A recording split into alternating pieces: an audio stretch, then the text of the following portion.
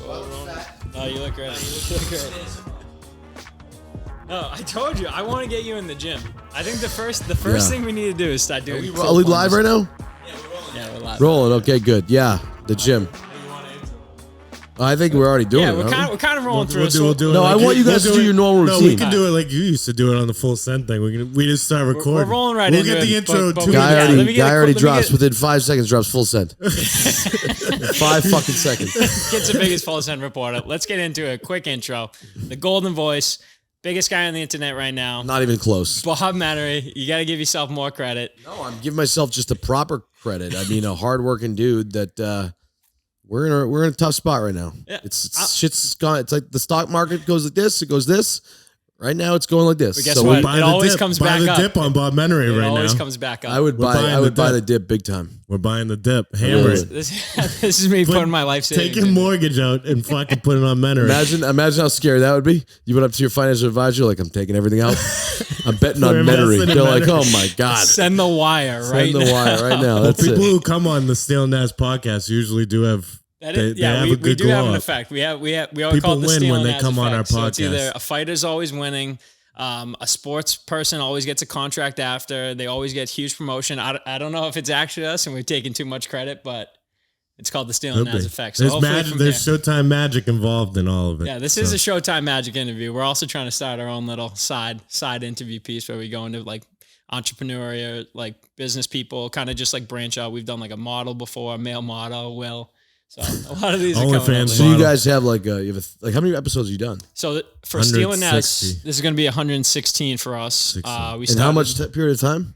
3 years. Nice. We're coming up 3 on years 3 now. And like awesome. we weren't as consistent in the beginning because we had a different studio. Same thing. Like it started with 2 guys. Magic started getting on the show with like a Magic Mike Minute. A bunch of other guys like we'll do one of those on this. Yeah, maybe we do. It'll be on the fly, but we'll get something. Then I got brought in just randomly. They wanted me to come on the sports podcast. Yeah. I started being like, hey, like, can we like start to turn this into an actual business? Like, kind of have like the goals of like I said, the 10-year plan of one day making it. Like whether or not he was head of marketing. We brought him. Why do you have so many rules?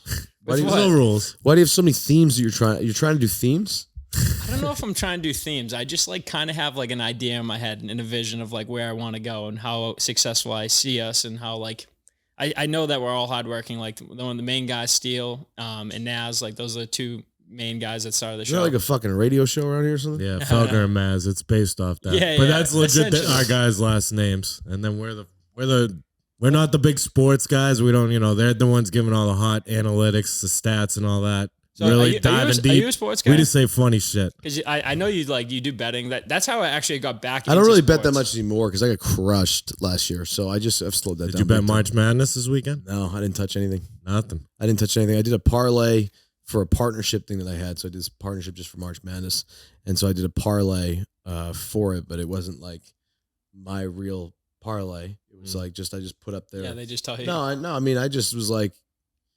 I mean, there was action still behind those games, but I didn't I just wanted to make it funny and put this really unrealistic parlay. It was like 900 to win 91,000. And so I just put it on there. And if I hit it, I'm like a G. Yeah.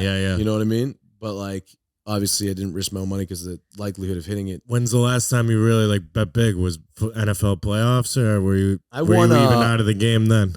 I won 150,000 to Cosmo in 9 minutes last time I was there in Vegas. That ain't bad. I took up 5,000. I didn't really want to gamble. I was there for work for 2 days. And that changed quickly. But so I go to my room key. Brett, I think, didn't have my room key ready or something. So I was like, fuck, Brett, now I got to go gamble. God damn it. So I'm like, all right, figure it out. So I go to the cage. I take out 5,000.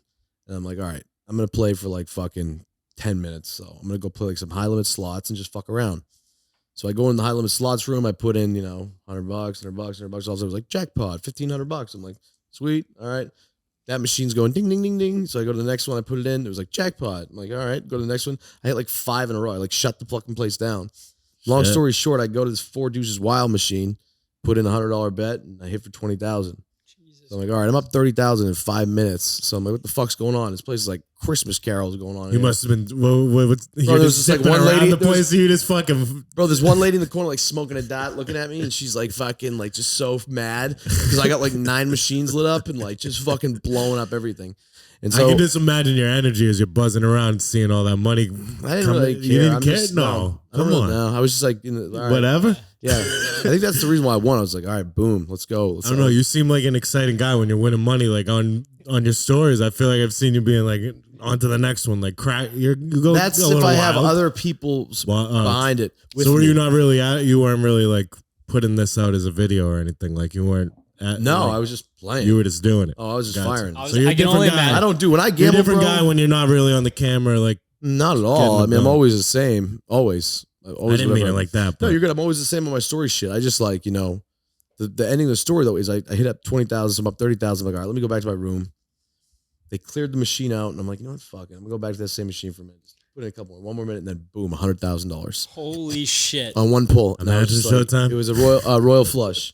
They went 100-0-0. I'm like, this is the craziest thing ever. I can only imagine the lady smoking a butt too, because so many people in the casinos get territorial, like because they're like they're there. Bro, there was like mad paychecks. people fucking around me because I was literally just like a fucking Tinkerbell. Who's putting like the wave? They're like boom, jackpot. The fairy godmother. Fairy fucking. I was a fairy fucking. Turn your chariot of a pumpkin into a white chariot. Do you want to give him his initial intro, like Andover? You're from Andover or Lawrence? So you're a Boston guy. Like obviously we have Boston connections. We have some mutual friends. So like from the start, how'd you get started? Even being a social media presence, like what was your idealistic of like what you wanted to do in life? I know you used to golf caddy. Shout out to Kevin White. Man, we're gonna do the whole thing. You want me to tell my whole life? You can give the brief. Just a quick introduction to the Steele and Nazz. All right, so some people who don't know you. That's all right. So I was like, want to be an actor comedian. Went out to be an actor comedian in L.A. Had like no money, obviously. Didn't really do well. I grew up in Lawrence, Mass, by the way. So I did 8 years in Lawrence, Mass. Then we moved, kind of rough city. So we moved. My parents took us out of there to the neighboring town, North Andover, and then went to high school, North Andover. Awful in school, like fucking 316 out of like 364. My like classmates were like throwing tennis balls off the walls and shit. A couple of them had people standing next to them for assistance. And so, you were in these classes, or are you just friends with these kids in these classes? I was top of that class of 22. I was top of that class of 22. And so basically I went out there to be an actor comedian. Didn't do much like auditions or anything because I was so fucking scared. I would like sign up to go in the room and then I'd just like fucking run out of it because I'd be scared. I'd sign up for stand up and put my name on the list. And then right before my name was called, I left. Like never was able to do it. How old are you at this age? My memory's awful. Like between 22 and fucking 24, 25. Where were you living at this point? Everywhere. I lived with 4 gay dudes at first. The first place I lived in LA was Albert. Albert and his 3 fucking gay boys, friends. Like, not gay boy. I mean, I can say gay boy, right? Yeah. Like they're gay boys. Yeah. They were boys that were gay, right? Yeah. Okay, cool. So like, I loved them so much. It was the fucking craziest shit because when I first moved in there, I didn't know they were gay. Like they just were like, whatever. And I needed to make a decision quick because I needed somewhere to live and it was like a good thing. It's like, yeah, come on, live. I'm like, all right, cool, I'm in. And then next thing I know, I go in there and it's like, come on, chameleon. I'm like, okay, what did I just... And there's 4 fucking gay dudes I lived with for, I think like 3 months, 4 months. Gay guys sometimes are the best wingman. Did you get any like runoff pussy from like hanging out? No, I was always... They keep a clean house. I was always, no, I mean, look, they were fucking great guys, dude. I don't give a fuck if you're gay or not. Yeah, of course. Fucking do whatever the fuck you want. Bang a fucking dude. Fucking get married to a dude. I don't give a fuck. Yeah, we live in Mass. Like everybody should be able to do what the fuck they want to do. Yeah. So what did you say again? I'm sorry. So this is just where you were living. So like your time of acting and stand up and all that. Like I said, multiple places. That place. Then I lived actually in a shed behind a rich doctor's house. His name was Dr. Faruqi, and I had a shed I lived in for $1,000 a month, which I overpaid. Jesus Christ. Yeah, it was awful. And I was caddying at the time, so it was as big as, I swear to God, it had a bathroom in it from this wall to him. Just cut it like this. It was this. Sheesh. Maybe smaller. Who does he think he is charging $1,000 for that? Well, fucking Dr. Faruqi. Yeah. Well, a guy that was a guy named like that, you think fucking, that's like a dark soul right there. So it was so funny. I remember just like getting out of the shed and walking to work and be like, the Faruqi family would just be in the house, like just like walking in. Do you have windows in the shed? Bro, I swear to God, not really. It was like solitary confinement. Yeah, I was gonna say, was yeah, like, dude, I sunlight? couldn't bring bitches back there and women. I couldn't bring, like, I couldn't. There was one time. I mean, I used to have to just pretend it was my house. Yeah, I was gonna say.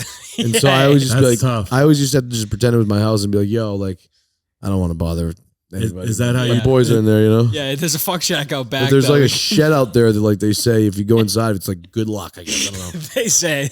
Is that how you dreamed it up when you first went out there? You were like, I'll live wherever the fuck I have to live. Dude, I was just so disorganized and still am to this day. And so ADHD. I thrive in certain areas, but so for me, planning was never one. I was like spur of the moment person, which was whatever. And I was also battling, like I was doing cocaine and shit like crazy out there. And so there was no thought process. It was just like, you know, Gotta do it. I LA's a gotta dark live where I place. gotta live. So I was At going- that point, a shed probably looked pretty good to you. no, it But- sucked. I feel like LA is not a good combination for people from Boston. I feel like every story I hear of people going out there, they just have the fucking time. of their I went life. out there and I was effective though. Well, actually, no, I went back out there. So LA is just, I don't fuck with LA. I don't fuck with it at all. I don't like, I mean, I've had bad experiences there. I don't trust fucking people there, but I don't trust anybody anymore. Right. But, yeah. So fucking after the shed, I went to, I don't even know where. Oh, I don't really know. I don't know. Whatever. I then went to caddy at the fucking country club. The hardest working caddy in the world, but I was a fucking minority down there. It was like all the Mexicans, all the fucking whatever. It was prison. And so like I'd come down at 5 a.m, white boys show up, like 2 white guys, and just fucking I'm like, I'm first in the list. They're like, Alberto. Juan Julio, you're next. I'm like, what the fuck is going on here? Like Juan Julio's cousin. Juan Julio's One uncle, of his cousins once made- removed, Juan Julio's grandfather. I'm like, what the fuck? Because sometimes I'd sit down there from 7 a.m. till 5 p.m. Yeah, Yeah, and not or get a 3 shift. p.m. and not get a shift. It would happen a lot. It would happen probably like 30% of the time working.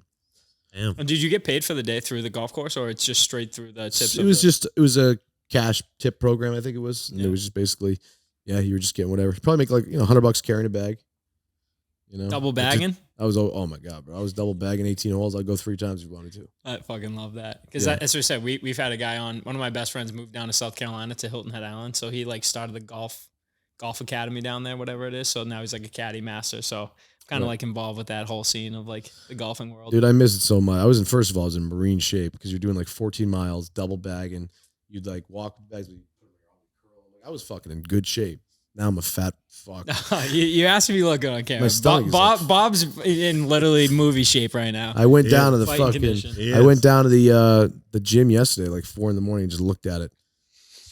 I swear to God, I just Looked got. at what? I looked at the gym. just, I walked he just in. took a I walked glance. in. There was nobody around. It was like this eerie, like zzz, like light on. I kind of feel that. I feel like you get He's a like lot me. done. He's like me. This I kid's just always being stared like, there. come to the gym.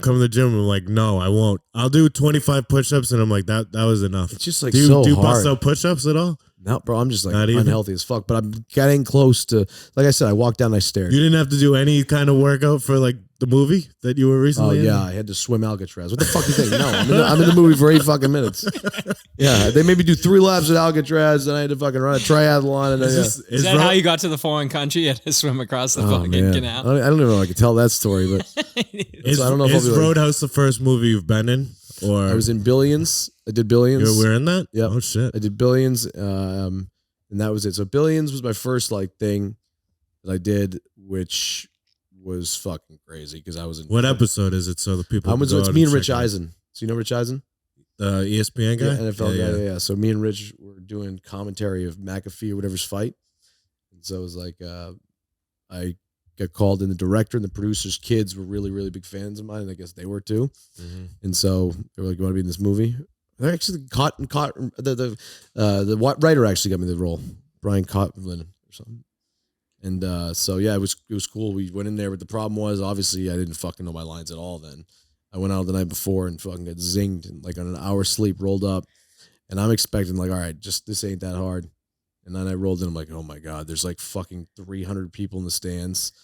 They have like 74 cameras. Rich Eisen's like just pressed the T. He's like, "Hey Bob, how are you?" Good to see you. I'm like, "Oh fuck, like this is not gonna go You well." like instantly knew the level of professionalism wasn't met to And stand. so then immediately, like some people are saying, "Let me, Bob. Hey, how you doing?" I'm like, hey, I need a script. I need the fucking script. And so fuck. Is that anxiety producing for you when you're like, I'm not prepared for this Yeah, that's when it was really shitty because I was just like, I had a lot of anxiety at that moment. No, I don't really. That would freak me the fuck. Even coming in here to interview you, I'm like, fuck. I don't get the questions all dinged up and lined up. But I know that's how you roll as well. And it's also just I'm good to play off if we can figure everything out. Right. But I went in there and fucking just sat down next to Rich, and the director came over. He's like, all right, let's do a take rehearsal. And Rich is like, so how do you want to play this, Bob? I'm like, Rich, I slept a fucking hour last night, and I don't know my lines. How do you want to play it? And what an answer. So I swear to God, they're like, action. And I'm just like, fuck. Yeah, that wasn't the lines. I tried. They brought me the script. I was like trying to read and it was just shit. And then finally, they were cool about it. They're like, all right, you know what? Fuck it. Rich, Bob, just improv the whole fucking thing. And so we did just 5 rounds where everybody was miming quiet. And me and Rich were just like, oh man, punch to the dick. Moves, oh wow, great. Hey Bob, I'll tell you, we just did like fucking 5 rounds of that. At the end, we're just like, you got some. So I know up and coming, you're gonna be in the new Roadhouse with Jake Gyllenhaal and Conor McGregor. Does it get easier trying to remember your lines or kind of get into that? Well, that one I just felt like I was scarred from not remembering my lines, and so I was not gonna let that happen again. Obviously, especially with a movie like that. It's Amazon. It's good. You want to do a good job for them. So. Yeah, I was pretty on point. It was the only scene I think that they had to reshoot out of the whole movie. It was me and Jake's the next day. So maybe I don't know how good I was on it. But yeah, no, Jake had a long day, I think, and it was just they tried to shoot it in the second half, and we had line issues and stuff. And you said you originally went out to be a comedian. So have you done stand-up since that point? Or like? No, I don't think I'll ever do stand-up. I don't have the balls to do it. I don't know if I have the balls to do it. I'll be honest with you. It's pretty tough. I have a few friends that are stand-up comedians, and they tell me that like I'd be great or like I have the personality for it. I just see them on stage, and same thing. I'm not the biggest like anxiety-ridden guy, but I get like nervous watching them, and they come off. They're like, I sucked. I'm like, dude, you won just standing up there. You know what I mean? Yeah. Having the balls like podcasting's also kind of like stand-up these days. Even the stand-up comedians that all have podcasts. I feel like sometimes they're funnier on the podcast than they are on the stage. It depends on the given day. It's almost like a groove. You get a groove in this room. I mean, it's just because the way you look at it is. My thing is always just take away. Pretend you're not holding the microphone. Just pretend you're shooting the shit with people. Like, you know what I mean? Yeah.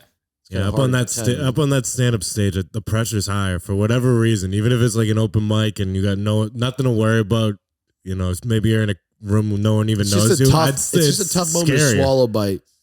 You got 5 minutes of silence. It's all you. Yeah, you have to make those people laugh. You think something's funny when you say it, and then it's just like it's not. It's a terrible feeling. And not only that, I can only imagine that, honestly. The different like crowds too. Like you could kill a joke up here in Boston. You go down to like Kentucky or whatever. Like that it's not hitting. No one's like relating to the same type of joke. So, I mean, yeah, it's something that maybe I'll do soon. I'll probably do it once. I did it once. Yeah, bucket list item maybe. I did it once. I did an open mic once. I got on stage. Me and my cousin. And I just was so bad. And again, I had nothing prepared. So I didn't have like anything prepared. I just fucking was like, all right, I'm just gonna go up there and try and be funny. And it was just like that's the exact same way I would do it too. And I'd be sweating and I'd be like, fuck. I feel like that's what every self person that thinks they're funny, they go up there like, I'm just gonna tell the funniest story I know. Like fucking just go humbled into it. Yeah, and just get humbled. No, it's a real. It's a talent, man. I'd also love to get like a tomato like thrown at me though if I'm up there. I feel like that would be kind of cool. Tomato? Like when they when you get heckled. I'd like to get 19 fucking whatever. I don't know. Something people now just say don't throw tomatoes. They just say fuck you, pussy. Yeah, record you. But imagine a tomato clocking you in the face. That'll wake you up. I mean, it's a good story to have. It would be fun. I realize that it's good to have. You want story. Your goal is just you want to create some good stories to tell. So when's Roadhouse hit Amazon? When can we expect to watch this? I don't know. Joel said I think 2 summers from now. So far? Maybe. I think so. I don't know if it's gonna be that long, but yeah. I hope not, because I feel like it's already like hot in people's minds with all those like Gyllenhaal UFC videos that were going viral last week. People forget about it. True. And then it's so fast. The internet's so fast. The attention span is like I deal with fucking hell all the time. And then you just got to tell yourself, like, dude, this is 48 hours of just shit. You wake up the next day, everything's over. Favorite Gyllenhaal movie? While we're on him, I'll let you guys go first. I'm going Prisoners. I recently saw that. That movie's phenomenal. Huge fan of what's the other guy's name? Hugh Jackman. Hugh Jackman. Huge Hugh Jackman. Have you seen Prisoners? I've seen Prisoners. Southpaw was great. I like some. Yeah. I'd probably say like I love I'm huge like Jarhead. Like I love when he just plays that serious role like that. Like we became really, really close after that. Jake's a good dude, man. We talk a lot. He's a really, really fucking good ass dude. And he's a really fucking good looking dude. Like you're just you're questioning your sexuality. I'm like, oh my God. Summer would be fucking dumb not to just go. Like I would just be like at that point, if it's me and Jill and all sitting in a room and Summer's there, I'm just like, Summer, don't be a fucking idiot. Go.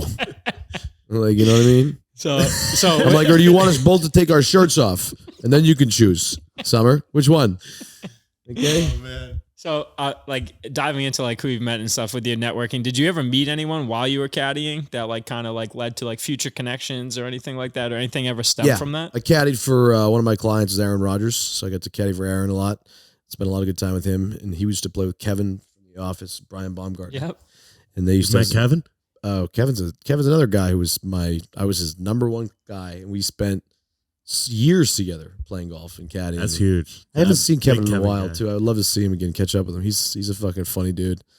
He loved the action on the golf course. I'd get yelled at and screamed at all the time in a fun way. Yeah. Because I'd miss the read. I'd be like, right edge, and it's fucking 3 feet on the fucking left. And I'd be like, guys, I went out last night. Sorry.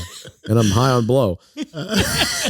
Don't expect much. I love these excuses you got. All that. It's always I'm on one. By the way, sleep. totally don't do that shit anymore. Like the cocaine stuff. If you do cocaine, you're an idiot. Because two things, you could die immediately by doing it nowadays with all the fentanyl shit. It's just getting worse. So you're an idiot if you do cocaine. I think it's the dumbest thing ever. Just want to put that out there. I'm very passionate about anti-cocaine movement. Love that. That's big. That's big, honestly. Really That's good to get out, especially around Massachusetts. Yeah, I feel people like gotta know the people around here, it's like, I think it's a new age New York City. I feel like people in Boston are fucking doing it more than fucking people in New York. Did you guys take the bag off the table before we recorded? Yeah, wipe that off. Yeah, right. Magic on cocaine's a whole nother animal. He'd be calling out everyone left. I'm clean too, like Bob. I heard Bob tell me the bad stories on the podcast. No more of that shit. Yeah, it's bad for you. It really is. It makes you Thanks, frantic. Tom. Appreciate it. Breaking news: cocaine is bad for you. I don't know. There's a new movement on, like, especially with Canada, making cocaine legal. I don't want to talk about what that. the fuck is that? We're on to the, guys, you can't. These are trigger words. Move on. Sorry. I'm like, all right. So then next would be for networking. I'd say, through the podcasting. Do you think that's like one of your main like passions right now is podcasting? Because you have the Ripper Magoo podcast. I see you on the Purple Banter podcast with Timmy. Yeah, I mean, I love the podcast. It's like my favorite thing to do, and I think I'm pretty good at it. Been doing it for a while, and so we right now, I want to get back in the groove and stuff. It's just like it takes a little bit. I'm a little patient too. I'll sit here for a little bit before I fucking rush into something. I mean, I rush into things all the time, but like, that one, I'm just like, what's the ideal like setup for Ripper Magoos? Like, right? What do you kind of like want it to be? Just it's no, I just don't want a ripping. I just want to like, sit down with whoever the fuck I want to sit down and entertain people. I don't care. There's no theme. Right. I'll sit down with anybody. Well, you can shout out that episode you just did with the guy on Skid Row. I had two that I just did. Two good ones. Sat down with the tornado because tornadoes I'm just fascinated by. So I sat down with Reed Timmer, the storm chaser, and then second one. Was the guy who was 23 years on death row for a crime he didn't commit, murder and rape of a girl he never met. And so that's pretty fucked up. Solitary confinement, 23 hours a day. I was just like, whoa.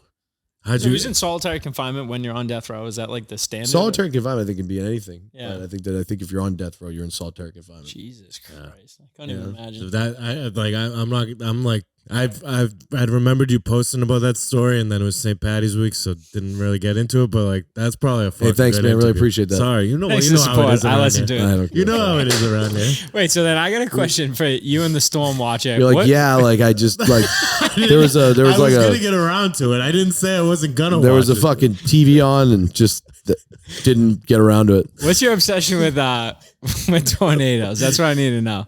I feel like I'm not talking shit. I feel like that's a representation. You can talk of you. shit all you want. That's like a representation of you. It's like wild, contained at the same time. Like I'm imagining you're gonna see your first tornado and just go, I want to drive straight into. No, I think I'm gonna fucking shit my fucking brains out. And yeah, I mean, I just always had a fascination for it, and I went to I watch YouTube videos all the time of that. Like I only watch like YouTube videos. I go down a dark rabbit hole with crocodiles, fucking tornadoes, and like snakes sometimes. Yeah. But like, what's your favorite animal? Most fascinating to watch is a crocodile. Like just the way that like those fucking zebras go in, they're just like fucking shit in their pants. I feel like I had a dream about a crocodile like in the fucking eating bowl. someone. They're like, they know that this recently. motherfucker's just in there ready to kill him. There's like, because they need to survive. Like there's this clip of this cheetah's like eyes are just knowing. He's so cautious. He's like, because he just knows that motherfucker's in there. And then he's just like, fucking thing comes up, fucking rips his head off, brings him in, drags him under, like so forcefully. And I'm just like, man, lights out. Next crocodile video. They tire up quick. I feel like I'd have a chance with the crocodile. You'd be so fucking lit up. Trust me, I think that way too. And I realize, I had a. You think you could wrestle a crocodile? When I was living in South Carolina for a little bit, that was like one of my main goals. I would literally get drunk and wait to see a crocodile because I wanted to fucking hop on top of it and tape its mouth shut. No, thank you. No. See, I'm crazy like that. Like that's what I get. Like adventures to like risk. Good news is I have a crocodile in the other room. Bring it so up. let's see if you can fucking do it. Justin, bring up the crocodile. Imagine I'm like, guys, I got some weird shit in this house. All right, I gotta be honest. When summer's not home, the Dude, crocodiles actually, come that would out. be a pretty legit. Like, I have 2 empty rooms that I just don't do anything with here. That would be pretty cool if I just had a fucking 14-foot crocodile just in there. Wait, you don't have to go a lot. That's one of the biggest crocodiles on record. 14 Yeah, feet. no We'll shit. start with the baby. No, who the build fuck? it. Well, I open the door. It's like, oh, cute little baby. No, I want people to open that door and be like, holy fuck. Would be like, oh, that's my 14-year-old 14-foot crocodile I raised from birth. He can literally hand feed out of my mouth. No, what I'm going to do is I'm going to have the crocodile in that fucking room, 12 feet, and he's just going to have like a little pond, like a little bowl or something, and then I'm just going to take care of him. And when people come over here, and I'm like, yo, listen, I got a lot of money in that fucking room. All right, I got a lot of money just in that room. You can go get it. I said, I'm going to give you, I'll tell you what, you're a good man. I like you a lot, and I want to do something special for you. I got $25,000. Go in that room and get it. I bet people would do it. And then, of course, if you they told would. me that right now, And then I'd imagine debate that you walk in and you open the doors like fucking Would crocodile. that be considered murder if someone got killed by a crocodile under Well, their listen, own dude, free I'm will? talking hypothetical, like you know Me what I too. mean? It's a challenge. It's Jesus a challenge. Christ, I'm like under fucking testimony. Make them sign the waiver before they go in. Yeah, exactly. So You then can run your own little show in through here. podcasting, what would you say is your favorite podcast? I know you've had fucking crazy ones: Donald Trump, Mike Tyson. Who would you say is your I favorite? mean, my favorite one was Tyson. Definitely, that's my number one. Post Malone was really fun too. We had a good time with Post. I lost a bet to him. Good news is I don't care for seeing Post Malone again because if I see him again, I Is he lost getting the that money? bet. I got to get him a tattoo on my ass of Buffalo Wild Wings. I forgot about that. Yeah, bet, so I did, and so did everybody else, and I love that. So I don't say. And the good news is he's a big deal. Yeah, he's not. He's got too busy for you. I'd do like a call I got, and like, Bob, I got posting the podcast for you. Want him? I'd be like, no, I'm all set. I'm all set. I'm passing. No, backstage, Madison Square I'm Garden. a crocodile biggest show. hunter instead. Yeah, I actually have it from. It's in this room. I brought the tattoo artist. Oh my god, funny stuff. So Does what, Alexis Texas make top 3? That one's just fresh in my brain because we're big porn that star one guy. didn't really interest me that much. She was cool. You were loving it though when she was there. I was playing the part. Fair enough. You know me. I play a character when I'm in there. It's Fair. like a fucking, like I know I just ask dumb questions on purpose. I fucking, What are your thoughts on getting high on the podcast? Because that was like a thing. I feel like you'd always contemplate. You were like, I don't want to get high, and then you just get high. And yeah, then, but that was his part. I mean, Was that no, a that part was of it real too. I guess that I was playing a lot more, Yeah. but it was like, it was a I'm thing. the same way. If I got high before this podcast, I'd be silent over it. I'd be in my If head. somebody's smoking weed on the podcast, you just can't not join in. Exactly. You can't have a high guy and two not. Like I'd everybody's gonna agree. be big. Especially with Tyson.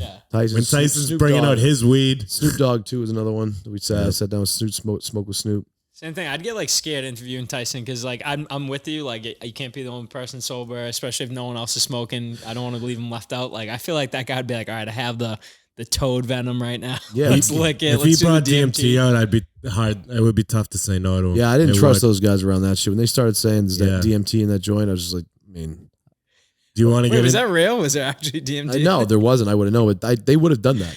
They would have fucked with me like That's that. a fucked up thing too. But and then that's not a state of mind. You that would have been pretty legendary prank if they made like that. I wouldn't have been mad at that one. I would have been pissed and bitched them out like a fucking being like, show me some fucking respect, boys. You know, which we see how that's going. So how do you like link up with them in the you were boys with Kyle, but like how did that become a thing? When did they? Because at the beginning it was like Kyle and you on the King Throne. Like it looked like it was like your show.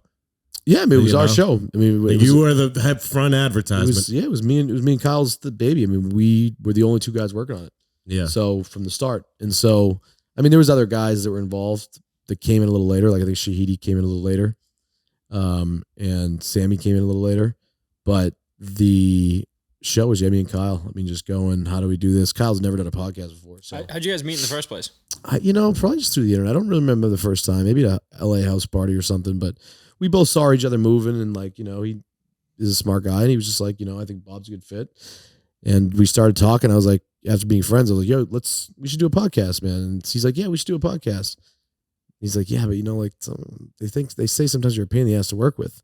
I was like, Kyle, shut the fuck up. Like, let's just go. And so, we get into it and we get a deal done. I was very just kind of just let's go. Like, and then we just fucking started with Dana White and then Tory Lanez, but it would be nonstop. We'd just be like so hungry to be number one everywhere. That was me and Kyle's mentality always. It's just like, so, it's basically how it happened. And you were number one. I mean, the show's changed a lot. Like I've never watched one episode. I don't even think of my own outside of, obviously without me on it. My favorite was the Trump one. What did you write on your hand? You were like, talk less or something? You wrote something. Yeah, I wrote a note on my hand. I low-key tell Magic that all the time. He does. But like pinch his leg during podcast. I've watched your post-interview, like one night zapped up back, months ago, and I was just like, let's do a deep dive on the old Full Send episodes, and like legit. It is a worse show without you because you were. I think it's wild card. I'll be honest with you. I don't care anybody can say what they want. I think it is a worse show without me. But I think that because their guests have been solid. It's not because of it's because the show started with a certain amount of chemistry in that way, and then unless they fill a funny void in there, it's going to be like in a sense of like funny. You could be like, because Bob was just so stupid at times. That's why he was funny, or he actually was funny, or whatever. But I think it's just the comedic aspect of it just fell a little bit.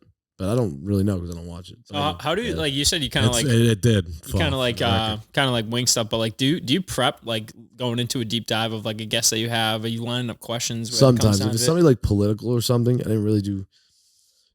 Normally, dude, it's so crazy. It's like we don't even have time because Kyle's in one part of the world, and after I'm done, I fly somewhere. He flies somewhere, and then 4 hours later, 5 hours later, we could just be like, "Yo, let's go get this person in Nashville right now, real quick.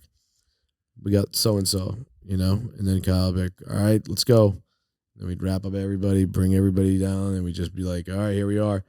Because we would shoot it there would be no rules, no time. It's like whenever Kodak Black is ready to sit down, whenever fucking Snoop's ready to sit down, whenever fucking Tyson, we'll go. Right, it's not even just you and Kyle. It's that third guest, same thing. Like, these schedules are fucking absolutely jam-packed. Yeah, and stuff, you gotta be, I mean, we had sometimes, we didn't have to wait that often, but Kodak Black, we had to wait. He'd just been shot 2 days ago. I think. That was the cool thing about that show is like I don't think many people have done it that way. Like just like even the way we're doing it right now. Like we should tell the story of how we approached this interview. Just an impromptu. No one just landed or like did the interviews at people's houses like because that. The good news and is it made it look cooler. I thought if you just don't. I think if you there are times though where you should do a little bit of research, but at the same time when it's that collegey fun vibe, like.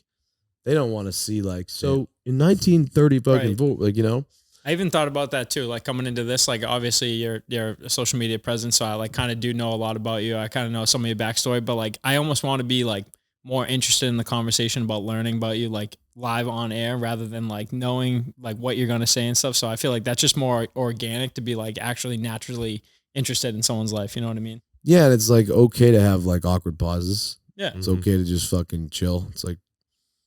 Not a big deal if you're just like, it makes a moment sometimes even greater when you don't fucking, you're a little awkward. No one knows what to say. And it's just like, because that's sometimes when somebody says something dumb, like, It's like kind of looking around. I used to say whenever I got stalled, I do miss that show a lot though. I really, really do. It was fucking. We had a good thing going, but bring him back. Bring back Bob. No, it's not. This would never happen. And Fair I think that just this, both of us are just probably, there was a little not respect shown on my end, and then obviously I went fucking nuclear on them because I'm from Boston and that's what we do, like fucking idiots. Fair game. I mean, I believe that everything I said was pretty accurate. You got to stand up for yourself. Like that's I always what you can't. said. I can't. Do I let this go or stand up for me? I can't sit there and like.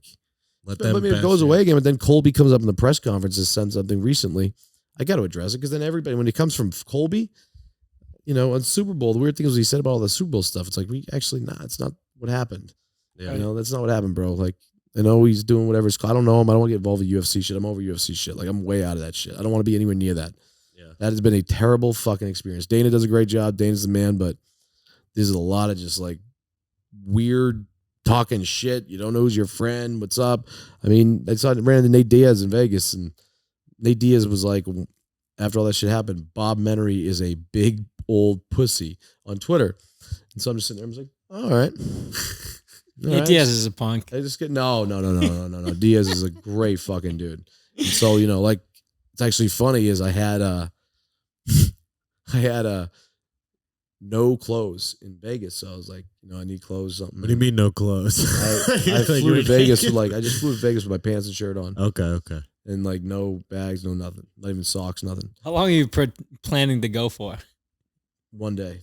Oh, so it was just like, hey, One the outfit day. I have on. Fair. That's fair. And then I'll just have this clothes you can get there, and shit. So I got this company Represent, who's Nate Diaz's fucking clothing company. They just gave me clothes while I was there because I was with somebody who was there, and I put it on. It's like a Nate Diaz and a huge Nate Diaz picture in the back, and I'm like, oh, like just walking around Vegas, and This is after he tweeted that. yeah, this is like months after, but I still don't know. I don't know my relationship with Nate Diaz. I did see him at UFC, leaving UFC, and was just like, yo, what's good? He's like, oh, yo, what's good, man? How you doing? Whatever. But then I saw him in Vegas, and he actually came up from me behind because somebody was wearing a shirt, and so it was me, and he was like, hey, what's going on, man? I was like, yeah, man, I'm just wearing your shit. It's kind of weird, but like, it looks like ever since he called me a big old pussy, I'm like forced to like succumb and like wear his fucking shit. I'm like, don't hurt me. I'm wearing your clothes. You're trying to get his respect back. I see. Yeah. So, but it was funny. But he actually respected that I was wearing it, and he actually does have some fire ass merch. But I'm not fucking around with the UFC ever again, in a sense of. I mean, I am supposed to sit down with Diaz this week, so I'm back in. So he'll say something, and I'll be tied to it. It'll be fucking No, that'll be good. Yeah. I mean, well, Nate Diaz technically isn't in the UFC anymore, right? Is he? No, he retired. So still, there you go. He's still the same fucking Nate Diaz. I'm sure. He's been the same since he's been 13 years old. You see the fights of him when he's like fighting 40-year-old guys. He's like 15, kicking the shit out of them. He does seem like one of the realer dudes out of like the bunch, though. Same thing. I feel like he has the same like idealistics and morals of like he's not going to take shit talk. He's not going to fucking have someone disrespect him and stuff. So I mean, he's known. I mean, think about it. He loves fighting. Yeah, and like.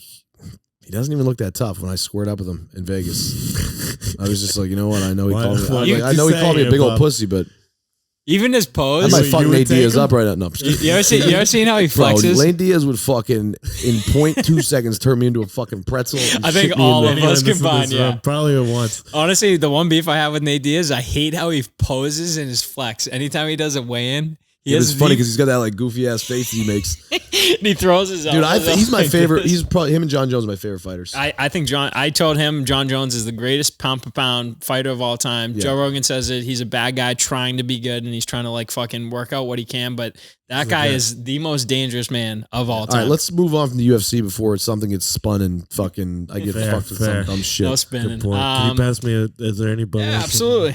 So we kind of like talked about it before. So like, I'm in no rush. I'm just grab my phone for 1 second, just in case anything came in. So we talked about it all the time. Like we're obviously trying to build our repertoire on the internet, kind of get like more traction. So we talked about it before with all the different venturings of like, whether it be a sponsor or whatever. So I know you dip into like NASCAR. I'm listening to, but you got your Ripper Magoo thing. Like what are some of the favorite like side projects you have like going on right now as far as like, I really don't have much going on right now. But as far as before, NASCAR was fun. Somebody came to me and was like, "Hey, you want to put Ripper Magoo on the NASCAR?" And I was like, "Oh, that sounds cool." He's like, "Yeah, it's $15,000." I'm like, no, I don't want to do that. I'm like, it's the Xfinity race, the secondary race, not the main race. And I was like, all right, well, what do you need the $15,000 for though? Like, well, we got to have tires, we got to have a driver, we have to pay our pit team and all that. I'm like, well, hypothetically, what does that cost? He's like, well, I don't know, like $20,000.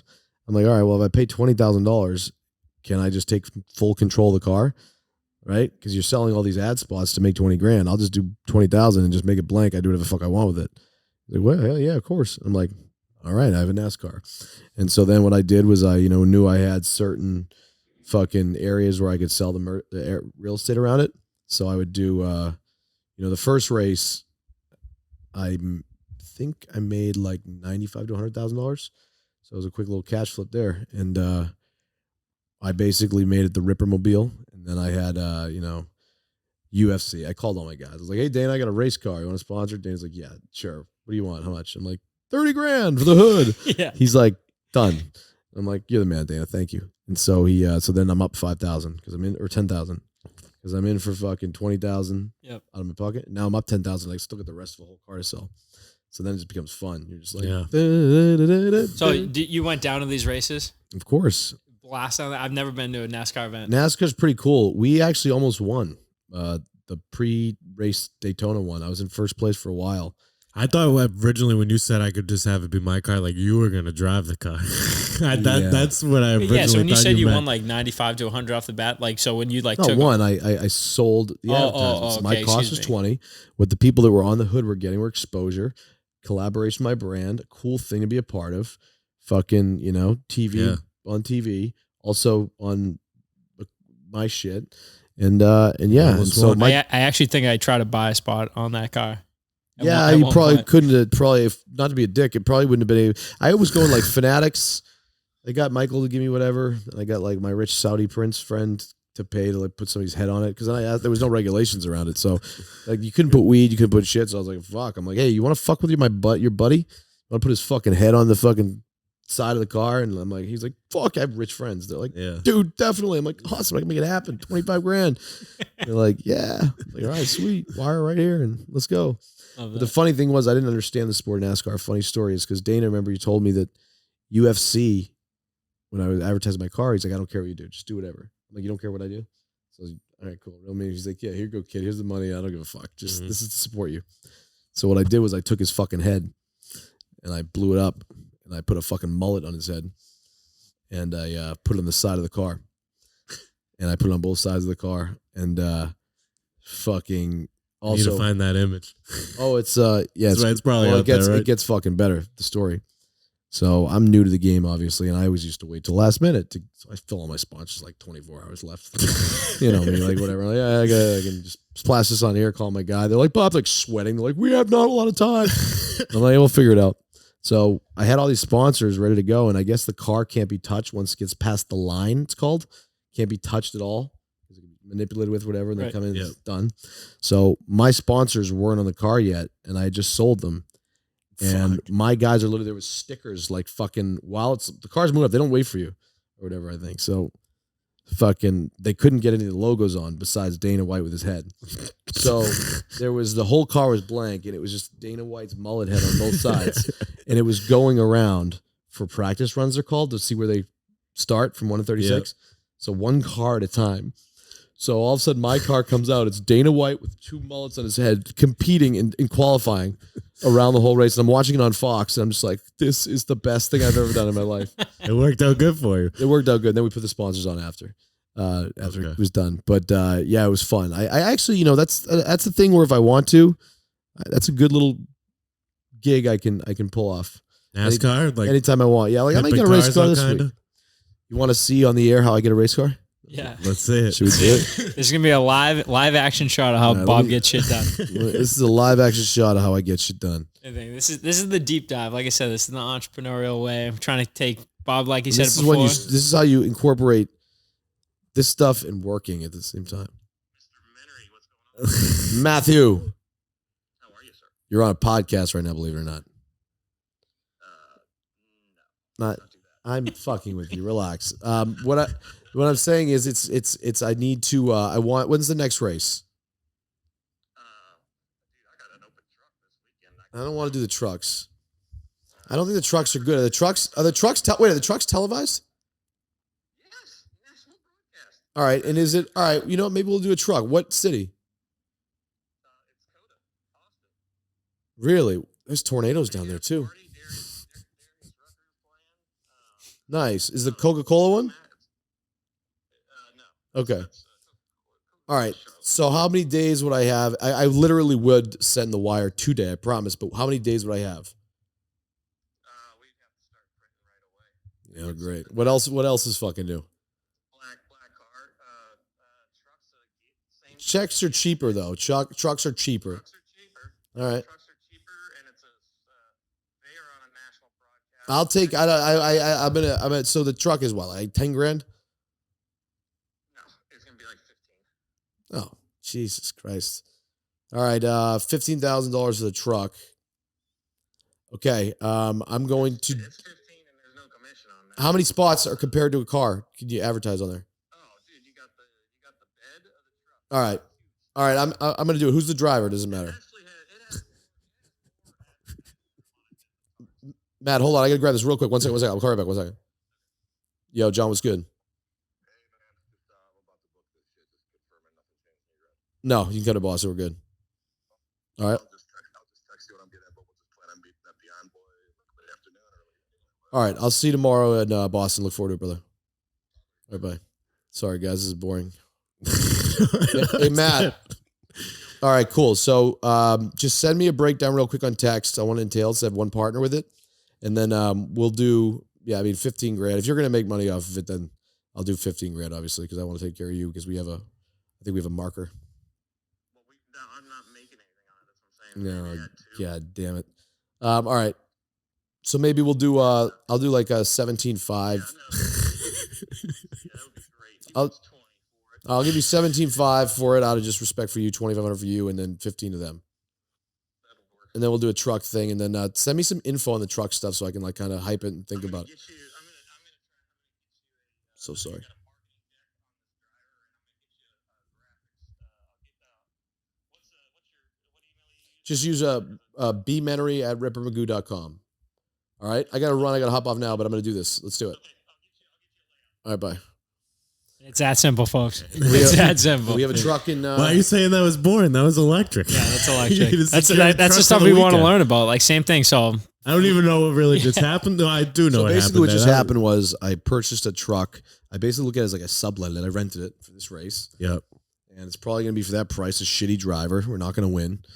You get extra if you win, obviously. I'm assuming no. Nope, All right. I'm not So part it of the doesn't prize. even I'm not matter. no, it's just a show. Okay. I mean, but we win first. You know, it's just like That looks good. I'm the fucking man. Yeah. We ain't For winning sure. first. 100%. You want first. Oh, yeah. you never know. Anything can happen in a fight. I Anything can happen actually in a have race. an amazingly great story. But that I always feel bad about telling stories, but then I realize this is what you're supposed to do on a podcast. Do you ever feel like that? Let it rip. Like I want to tell a I story. don't know. Tell it. Unless it has to do with like illegal activities, I kind of tell every story that's allowed. Girl stories, anything, like just let it fly. So we are in NASCAR, and it's now I'm realizing I want to start talking some shit to some of the drivers. And a lot of my boys, like Bubba Wallace, good pal, and Denny Hamlin's a really good friend. So Denny's one of the best fucking race car drivers in the world, and he was competing against. I got in a main race, so a lot of these ones I do the baby races, but I stepped it up and I said, "Fuck it, let's go." I want to be in the main race against Denny Hamlin, Kyle Busch, all these guys, Big boys. the big boys. So I had the shittiest car in the world that did not belong out there. I had like the worst engine in the world. I had the worst pit crew. Like we were missing guys. Like I had to change tires. Basically, I swear to God. Like that's. But I had to help. I swear my life because my costs I wanted to cut so much, right? Because I wanted to cut my costs so right. I didn't want to spend $1 anywhere else, Yeah. and they didn't. We knew we didn't want to win. We just wanted to like fucking. Just wanted to be in Yeah, there. every time. Like there was times where like I actually somewhat for TV time and everything like that. I wanted my driver almost to intentionally drive off the road in the first lap and just. So the caution flag goes up so your camera's on you. Because you know if we're on the back the whole time, 36th position, like we're never going to have camera time. True. Unless we fuck shit up, you know? And so like, Can you whisper in his ear like, Yeah, maybe I have crash, full- I have crash, full- Are you on the crash? pit I have full crew? communication with the driver. If you want to crash, No, we don't. You never do. wheels You up. never do the crashing shit. It's, I mean, the crashing stuff is, It crazy. is scary, yeah. It's scary. I mean, those cars are going so fast and shit. But, obviously I'm saying, all right, the race has begun. It's like, going to a wall. Like, I'd just be like, that's hilarious. It would be. We can build around that and make it funny and be like, But yeah, so one time though, we're in I'm in the main fucking strip. I'm like, what am I doing in my life? It's like doing the national anthem. There's jets flying over my head. I'm on the runway with all the drivers, Kyle Busch and Denny Hamlin, all of us fucking standing there. I'm in the last position, 36th to 36th, right? And I'd walk up to the front of the cars and like be like, hey, Denny, nice car, nice car. We're coming for you. And so I put in all this fucking like shit on the internet, like we're going to take out Denny, we're coming for you, blah, blah. So funny enough, our car somehow usually fucks up around like 15, 20 lap max. It stayed in it for the whole entire fucking thing. And Denny Hamlin was in the lead, or really close to being lead with a huge other driver. I forget who it was. And you fucked him the up. Ripper Mobile fucked him up. So our fucking like tire blew or fucking something exploded and fucked shit up. And Denny had to take a pit or something. And if he hadn't had a pit, all the experts are like, that's just a shame. I remember the announcer be like, that car shouldn't even be out there. That car should not even be out on the track, Jim. The Ripper Mobile. And I'm just sitting there like, this is so fucking crazy. Because I just manifested all this. And so Denny, we ended up costing Denny millions of dollars and fucking him out of like playoff points. And yeah. Was there interaction after that? Was he pissed at you? I have a DM. He was not happy, to say the least. So I actually because you don't get it. Like, we really fucked him. So same thing. Do you think that you changing the tires on that car fucking blew it Dude, out? Denny Hamlin wins the race if we don't fucking have that happen. Oh my God. So he's telling me, this is my guy. Hold on. My driver.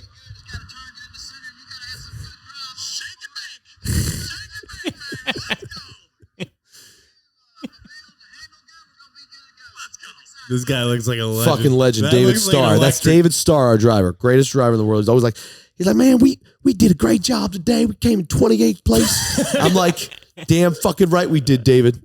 Damn right we did. I We love caused Southern some people. havoc while we were at it. Southern people. All right, so I said, dude, did we actually fuck you over? Question mark. LOL. I'm reading shit. LOL. I was waiting for the hard unfollow. And Denny said, yeah, definitely didn't need that last caution for sure. I go, Jesus Christ. And then I sent him a voice memo. Our number one guy,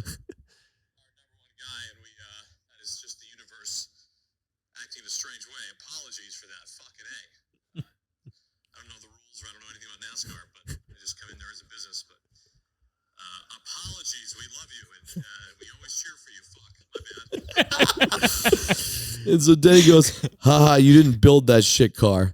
I said, thank you. You're a gentleman and a scholar. And then he hasn't talked to me. Oh, yeah, no, he has. And then Denny's one of the coolest fucking dudes in the world. Rich as fuck, too. As long as you guys are still cool after that. yeah. Yeah. Denny's my fucking boy, brother.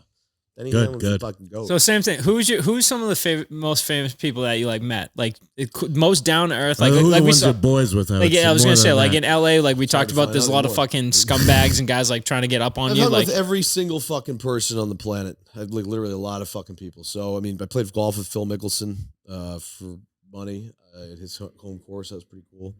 Played against Steph Curry in the winner in golf, and the loser if I won. Are you good at golf? I can play. Yeah. I can play. Steph's really good. scratch. No, like a No. 10. Okay. So there's always strokes involved. Like with Mickelson, he'll come down, he'll negotiate right when he sees you, and he's like, well, start fucking negotiating heavy. Who's the best golfer that you've seen? Definitely Phil. 100%. Phil. Yeah. Phil, I was on after Big lefty. He beat me after 18 holes, and we all sat around the table. He's like, all right, emergency 9. I'm like, okay, let's go. So then we went out there. But Steph Curry was interesting when we did. If I had lost, I had to wear his jersey for 30 straight days and not take it off. And then if I beat him, he had to name drop me in 3 interviews in the NBA season. So he had to be like, tough game out there. We just didn't shoot well. Bob Menery's the man. Who won the match? He won on the 18th fucking hole. And I put that jersey on for 30 fucking days straight. Never took it off. Did you actually? Never took it off. And I remember going into I had business dinners at really high end restaurants. And I would go in, meeting like the people at Fox, and I'd walk in the front. They're like, "Sir, unfortunately, we don't allow sports memorabilia." I'm like, "Well, unfortunately, I can't fucking take it off." So I'd have to take the fucking guy, and me trying to explain, be like, "I'm telling you, I lost to Steph Curry." Okay, they're like, Yeah. "Is this kid on drugs?"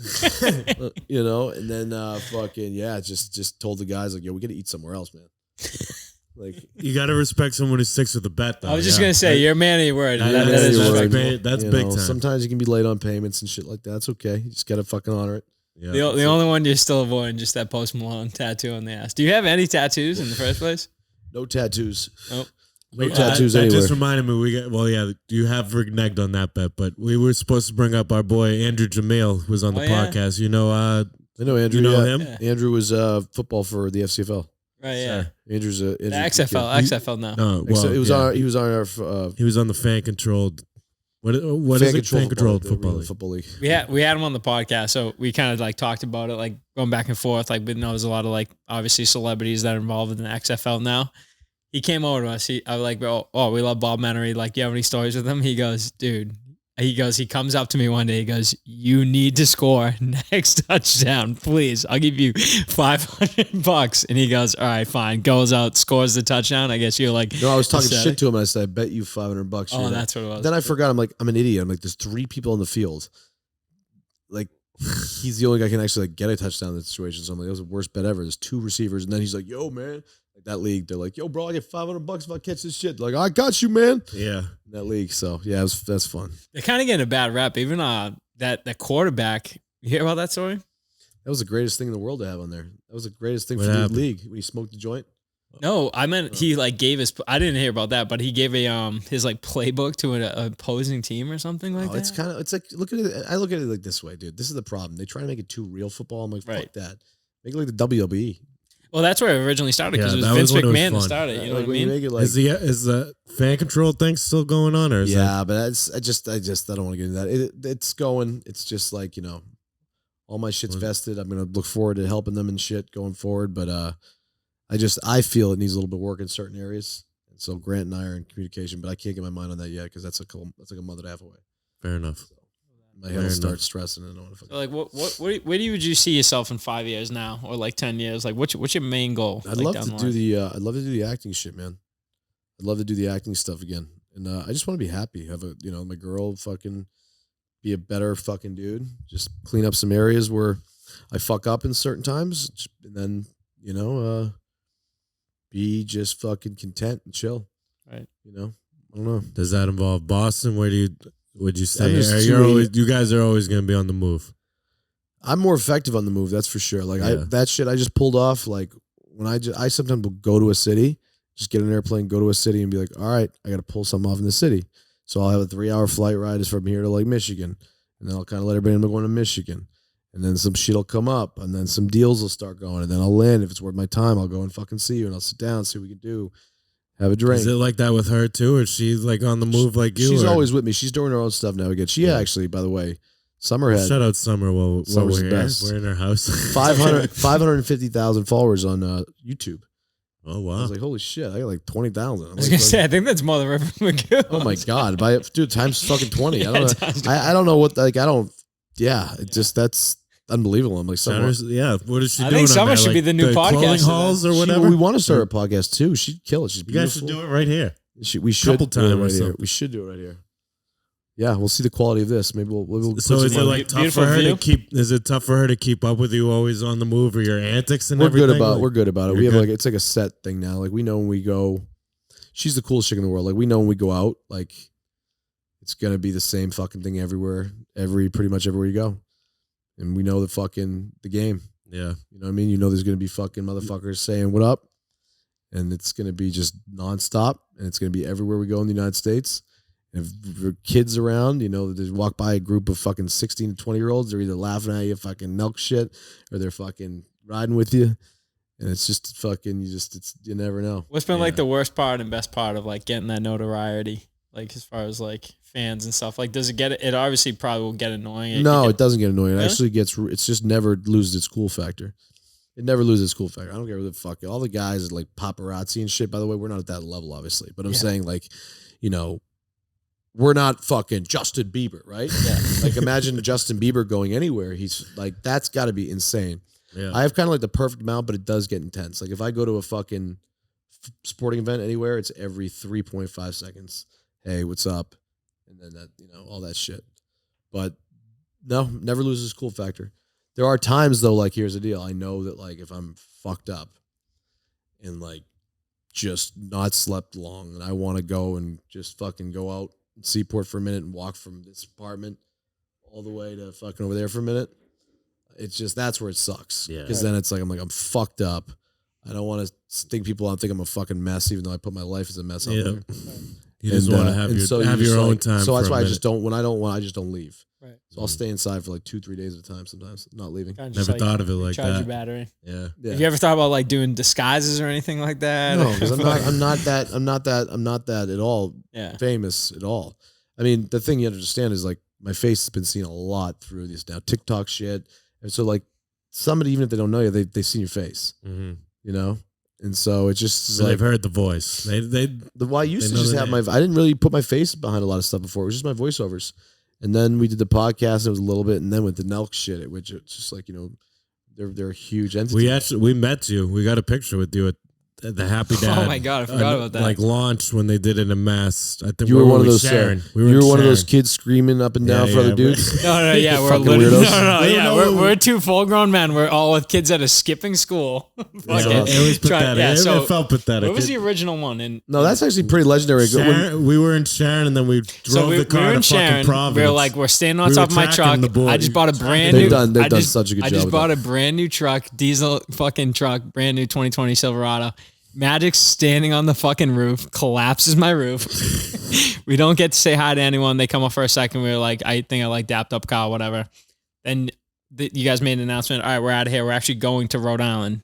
Me and Magic literally hopped in my truck, followed your caravan of fucking black Suburbans or whatever, down to Yeah, we saw that. That was getting dangerous. He was shotgun. He was shotgun the Happy Dad while he was driving. It was a pretty electric moment. At least in our car. I don't know what your vans were thinking, but they were probably like, these idiots are going to crash into a tree. Yeah, we were definitely like these. But we did meet you down in the Providence one. Yeah, that's it. The Sharon one was out of control. What was my interaction with you? You were just like, good to meet you. You looked a little overwhelmed.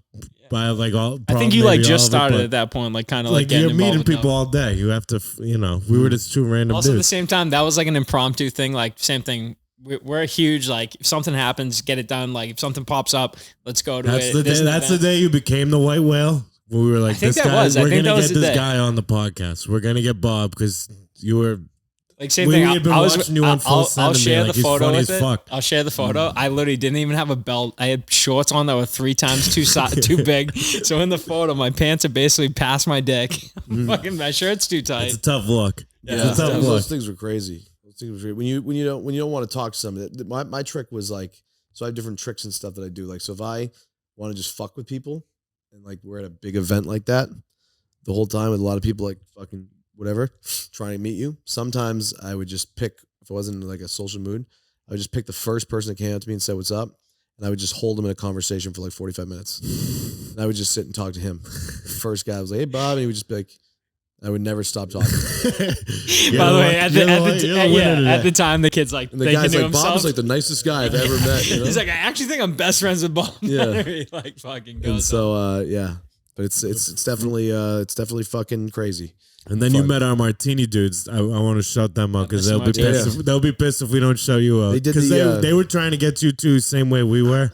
Like they were like trying to find you and get a review. What the fuck was that? I mean, you're the one that's sick. I came over. I think you already got it. Right when you walk in, you get the plague. Everybody's fucked. I literally walk in. I go, yeah, your immune system's not strong. It might be coronavirus round 2.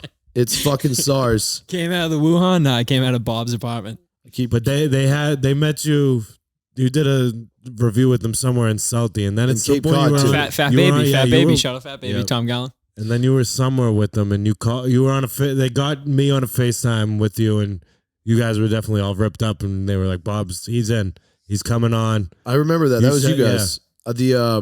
So like we have literally had you on the board as the white whale. Bob Menery, need to have him on. And then you look at how this happened. Please walk through the day. I think it's so. I obviously I haven't hit up my vape habit yet. So I think you were just like, I was up. I was up working early out in Western Mass. So I was up at 6 a.m.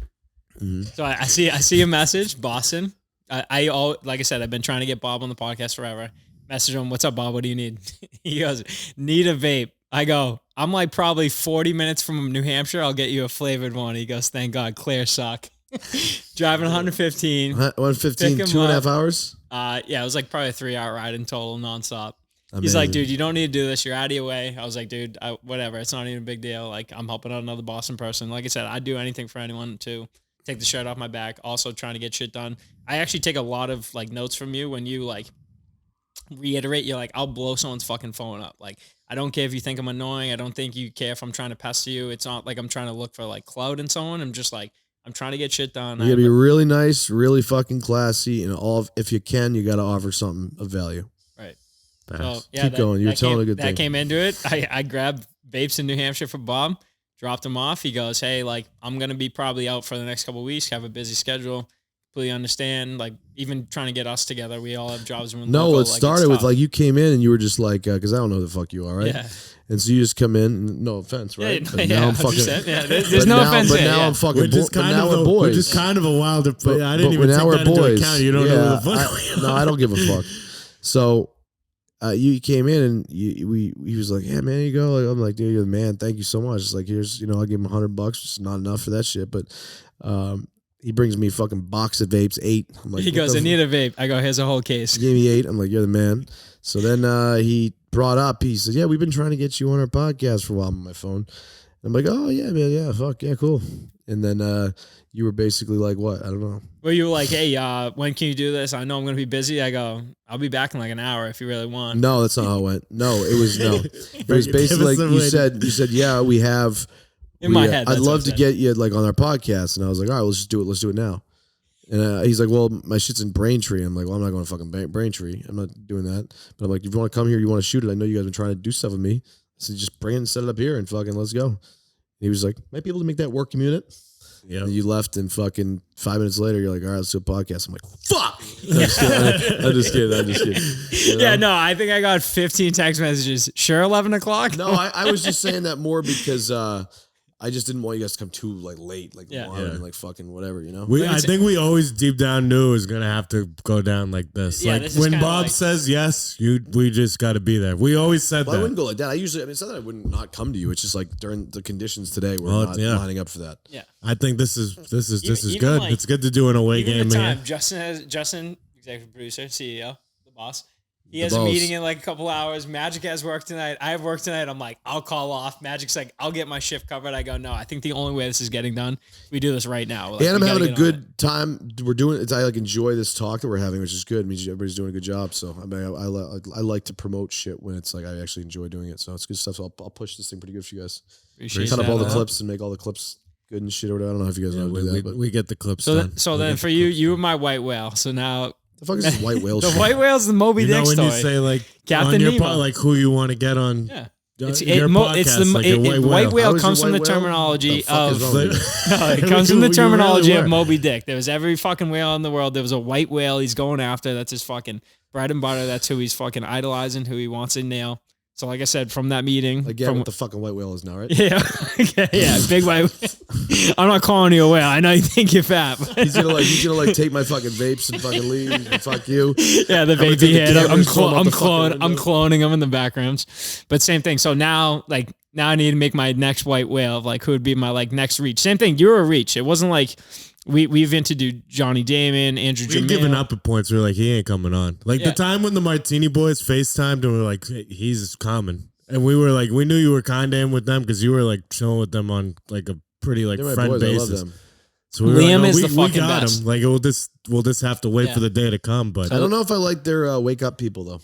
I think it's kind of like like I was like, yeah, I'll do Martini Review. They're like, oh, cool. Wake up, people. I'm like, what the fuck just happened? call them out. Tell I'm them to saying change I'm gonna that. call them out right now. I think they got to change it up. I think that the wake up people. I don't know. That's the thing. Maybe don't listen to me.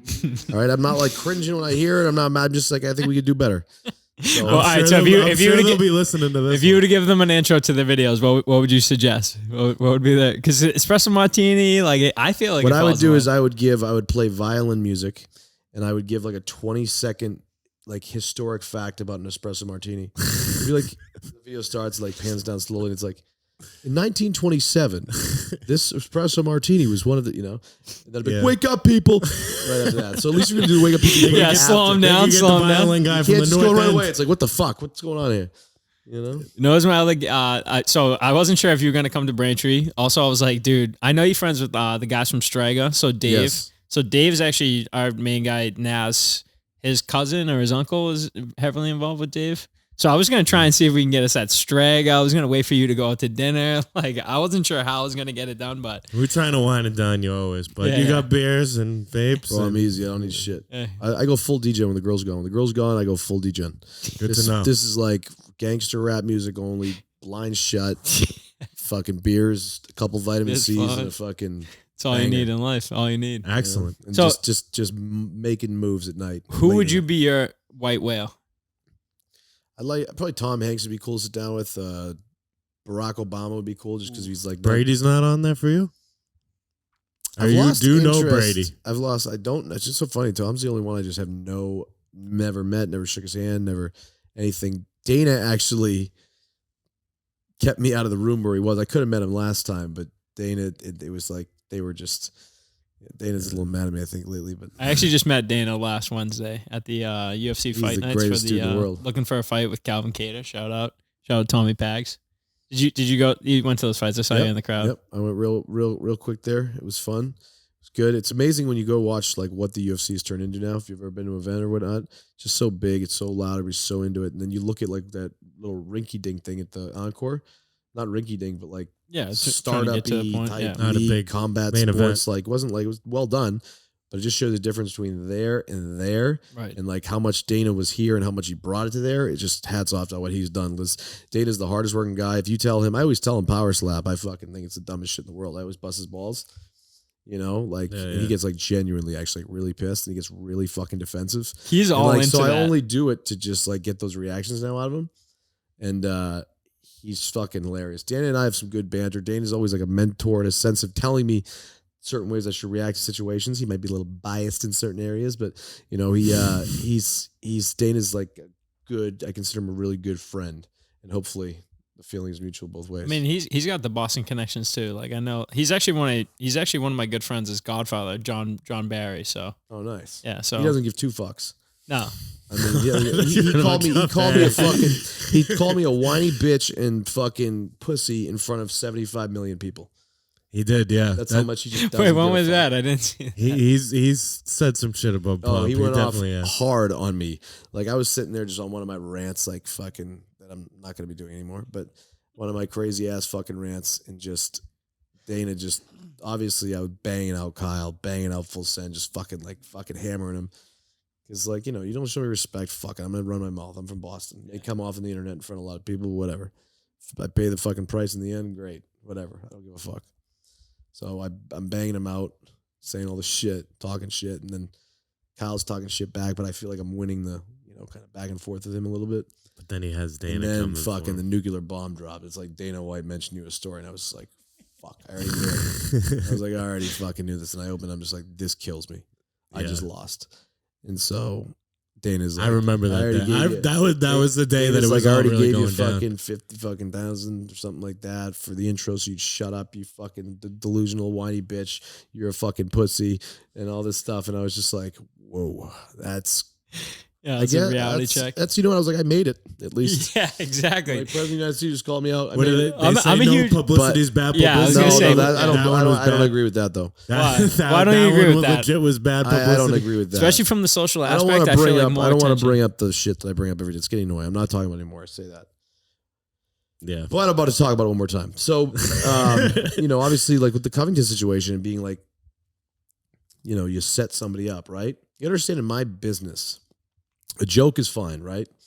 But when you don't fix the joke and it has a really, really long lasting impact on, in my line of work, if people think you are going to set them up, Yeah. They you're won't wanna not work going to with you. continue to do business and work with them and get guests at that, so for this like funny joke prank they said and whatever of how I set Colby up, and now Colby is saying like, this is insane. This is like a felony fucking double The fact assault. is, we know you definitely didn't do that. It's like shit. it's literally like, but it's really, really fucking shitty because it's so hard when you Google my name. Like all these big, sometimes you don't go direct to my boys that for a podcast. You go to their people.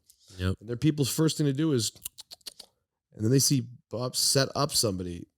It's tough. Same thing. Even when they call it a joke, like have to it gets to a point No, like it's we have really, common really sense. impactful. But that's what I'm saying. Like even when they say like, oh, it was a joke we started as that, like they had, I feel like there's somewhat of a malicious intent with that type of shit because like, same thing. Like yeah. you kind of know what happened in that situation. There really isn't a joke on that part. Like it's a fucking real life situation. I get it for a while, but when it started to be, out of respect, I asked you guys just like, yo, dude, bro, no more of this shit. Like I'm like, I just show up, pay me respect, and just don't fucking fuck with me.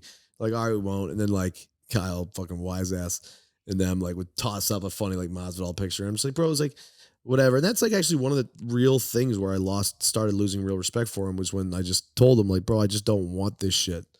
Like it's just annoying. Yeah, it's just a nuisance. Like, as a legitimate friend, you know, can you and not do to this this shit? day- fucking person. To this day, I'd love somebody to ask Kyle, be like, hey, were you truthful? Nobody's asked him or nobody's fucking said. Were you truthful about what you said that Bob set up Colby or were you joking? People need to know. Yeah. Kyle was joking because it's gotten so big. It's on London stage. He still never has officially said that, has he? And he still never has. And that's why we're not fucking around anymore. That's what I'm kind of saying. Like I'm saying like a malicious intent, like with him not being coming out and being like publicly, like especially when you already told him like you're potentially getting death threats and all this shit. Like they like come out like, hey, like I was fucking around, like we're trying to get clickbait or whatever. But like I agree with you. Like without him doing that, it kind of seems like he's doing it on purpose. Yeah, I mean, he only cares. Kyle's just straight business. He only cares about clicks for his business and whatever the fuck's going to happen. And then also when you tie in Shahidis in there, I mean, they're really smart guys. I'm not going to as much as I'm talking shit at them every day, they're very, very smart guys. They're very well-connected, smart guys. Like, I got balls to fucking, in this Go up fucking against Boston them. I'd agree environment, with fire that. against those fucks because they're very fucking connected. Mm-hmm. And so, and then I thought I was too, but then you're just like, fuck, you lose. There's not as many people as responsive as they were prior to all this shit. So, Interesting. It's definitely like That part sucks. I mean, bro, I'm good. But I'll figure you're it out. fighting the good fight. But You I'm ain't like, going, Bob's not going nowhere. but there's just, I mean, I'm not going anywhere. No. Yeah. No So, matter like, what, kinda tying back- you're gonna come at I whatever could angle lose you got to come millions of at. dollars, but this shit, I wouldn't give a fuck. It doesn't matter to me. I will fucking. It's the principle. Before we came in, our buddy just sent us a quick Boston Man magazine article he did, and like the quote at the top said, "I'm not in it for the money or the fame. I'm in it for the game," or something. That's the only part of the article I read because we were rushing in here. And I was Yeah, like, well, my that that. was Well, guess I- what? By I the didn't way, even need that article 'cause I that follow quote you. has changed since then.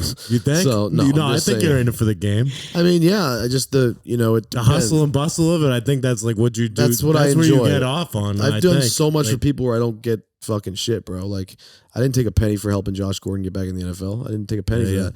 I didn't fucking. There's a lot of times where I don't pick it. There's a lot of times where I take more than a penny. I think some days you just wake up and pick up the phone and like you're like, I want $100,000 today. I'm gonna go get it, and like that's the love of the game. Like you could say that's the love of the money, but that's the love of the hustle for trying to make that $100,000 in that day. The worst is when you're like, that I is want the game. I want to make $100,000. You put it on the wall, and then you at the end of the night, you're just like, fuck, I lost $300 today. Well, you know, I went to the bar. Not every day's gonna go I'm good. like that. I thought it was. I lost 300.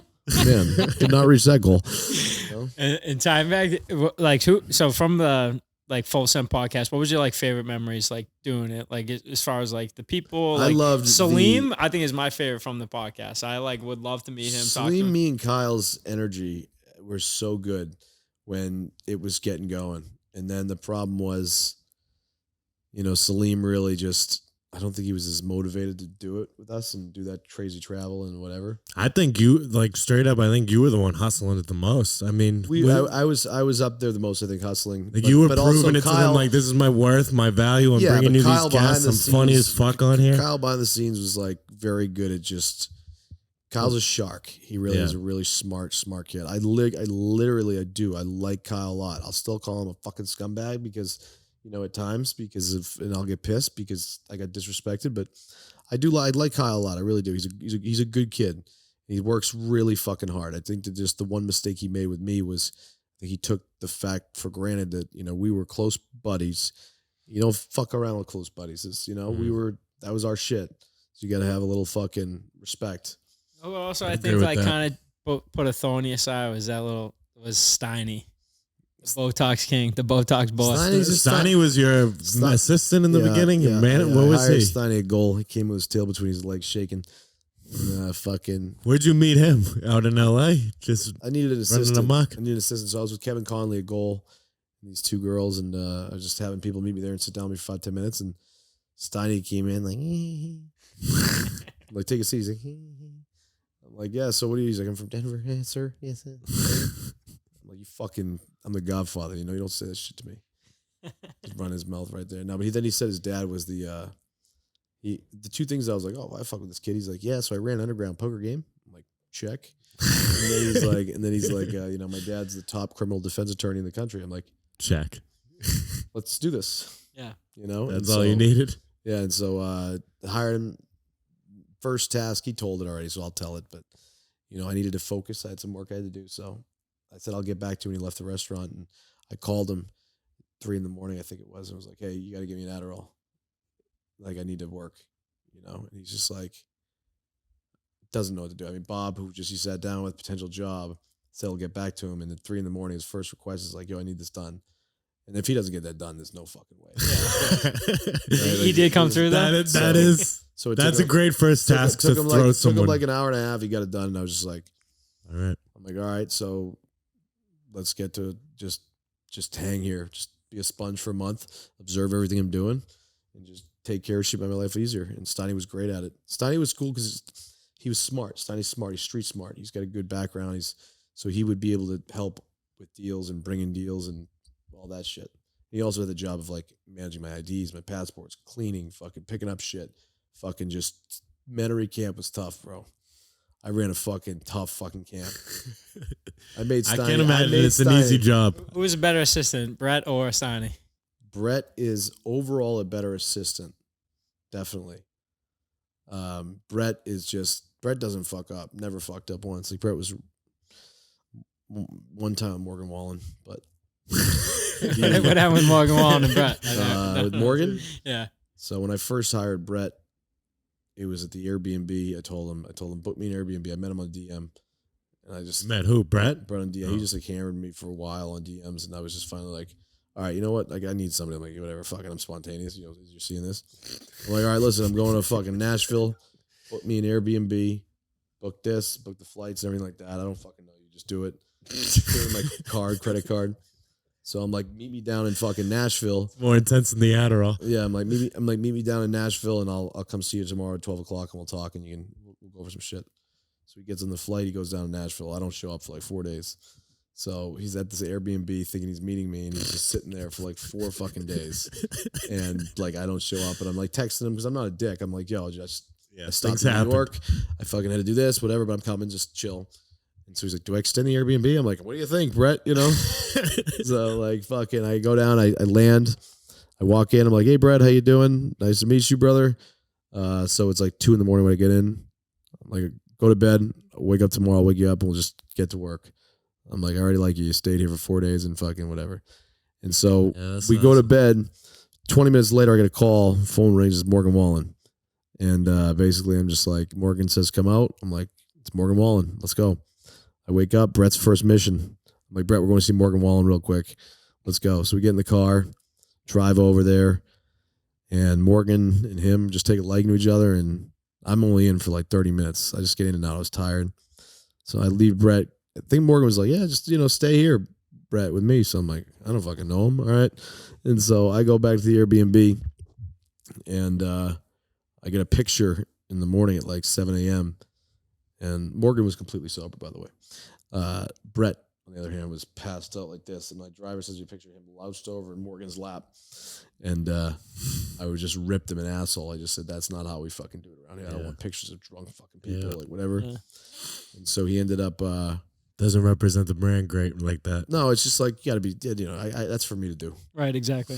Yeah, he's not the celebrity. I am getting fucked up. You understand? Yeah. Nobody else. No, he can do whatever he wants. But the funny thing was, it was almost like a little test to fuck with him, see how he ran. He's like, listen, man, this is what happened. And then Morgan, I think, texted me. He was like, yo, Brett's a good kid, really good kid. So I was like, all right, first test passed. Morgan fucking likes him. He's in. Yep. And so then he just rolled me for, and I made a bet with him too. I said, look, here's the deal. I'm not going to pay you because he agreed to it. He's like, I don't want to work for money. So I'm like, okay. And says, I'm not going to pay you till like later, but everything's paid for. You'll just get the experience. Never worry about anything. And, but I said, we'll give you a bet though. You just passed out drunk. I don't like people that is handling my shit hammered. So I'll give you incentive. You do 30 days without a sip of alcohol, I'll give you $10,000. And so he's like, deal. So didn't drink for 30 days. Gave him 10 grand. And then actually he doesn't drink at all anymore. No, he kind of just quit with me. He didn't really drink that much with me. Shit. And when you said Morgan sober, does he just not drink ever? Who? Morgan Wallen? I'm kind of kidding. Okay. Wait, he didn't say Morgan sober. He said I thought what he was saying. No, like they went out. It was when when Morgan has fun, it's fun. Yeah. So. Well, it sounds like Brett took it serious. He took the opportunity serious. He knew there was.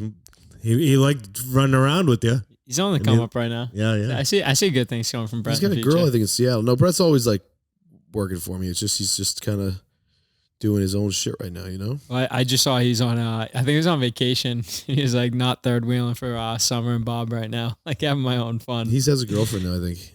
So, yeah, Brett was he's pretty good at what he does. I just haven't when I'm not traveling like crazy and shit. I don't need anybody. It's just me and Summer here. It's like Yeah. I don't need him to like be fucking standing here and like showering and like fucking listening to like fucking Future and like Yeah. talking to like girls on FaceTime for like 4 hours to hear that. Get the fuck out of here. Yeah. Not anymore. He's taken. Not anymore. He's taken. So another thing would be for us, like obviously. How long have we been going for, by the way?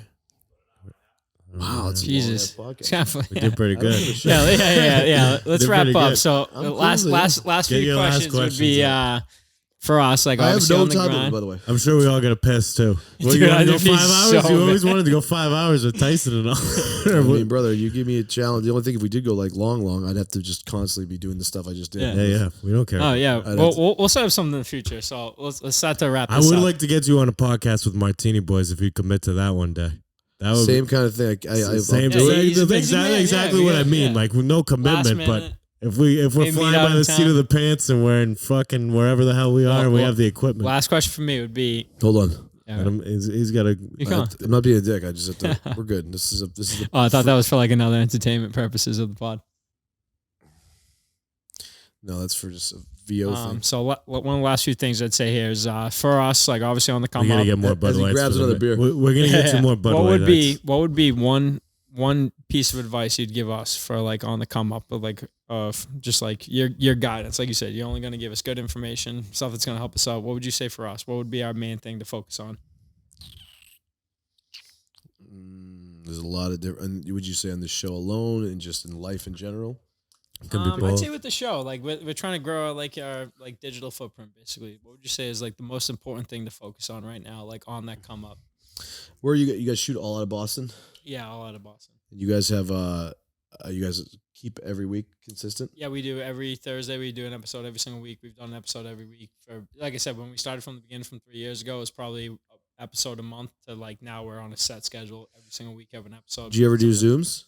Yeah, we do. We do Zoom interviews So all the the time. best advice I can give you is this: I would have right when you stop this interview or at any given time, you are hammering.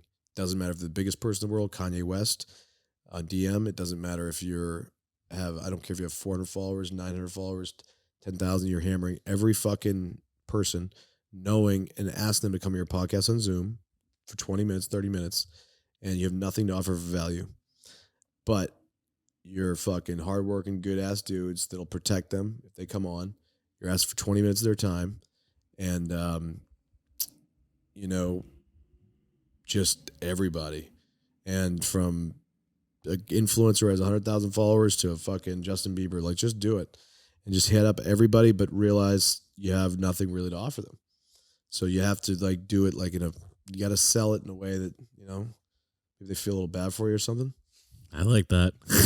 I don't know. You got to From play the penny game. angle? No, I'm not being a I dick. get it. No, 100%. Like there's guests that I could get you tomorrow, but you got to pay, and some people. So you guys obviously probably don't have the budget, the capital behind the show, because why would you to do that?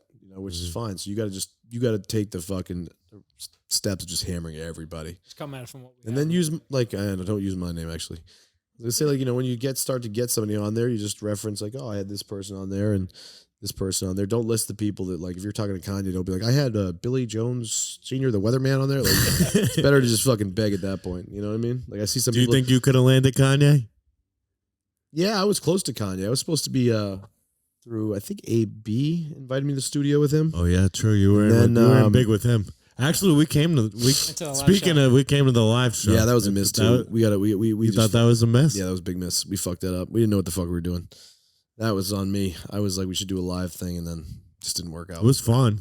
As an telling you as a customer, like a fan who came there, I thought it was a fun night. Yeah, I wouldn't Wasn't say like it was AB throwing money and shit. Oh, we had no idea what to do. I'm like, you give were me 10 grand. diving. It was a full send. Like, Not to throw. It was a Ripper Magoo kind of night. Everybody can. You can say full send. We got fucked up. I don't give two fucks. But You're all good. Bob, want to thank you for coming on. It was How long fucking until awesome I want to watch this back? How long does it take to edit? I got this ready in an hour. Two.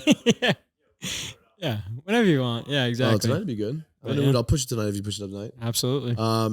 Nothing. Yeah, I don't really edit anything. I think I'm good, man. What's next on the agenda for you, like life wise, coming next couple months? You're just hanging and so seeing you're doing what Ripper flows to Magoo you? like gummies and stuff. Like Yes, we're doing pushing all that? that stuff. Just gotta talk to the partners when they're ready to do that again. I did want to ask: is there any Ripper Magoo? Like, where did that come from in your brain? Like, I'm the guy. I say let it rip. Like when I came up with that phrase, I was like, I'm gonna like try and push this, and then I found out about Ripper Magoo in full send, and I was like, I can't compete We were with these playing golf. fucking And we were guys. talking about like bumps of cocaine, Okay. and we were joking around. We weren't doing them, but like we were joking about how they were called Rippy Magoos, and so like that was it. That's the brand. That's the brand, right? And then it Kind was of. just like, all right. And then I started talking Dustin Johnson doing Rippy Magoos, and fucking.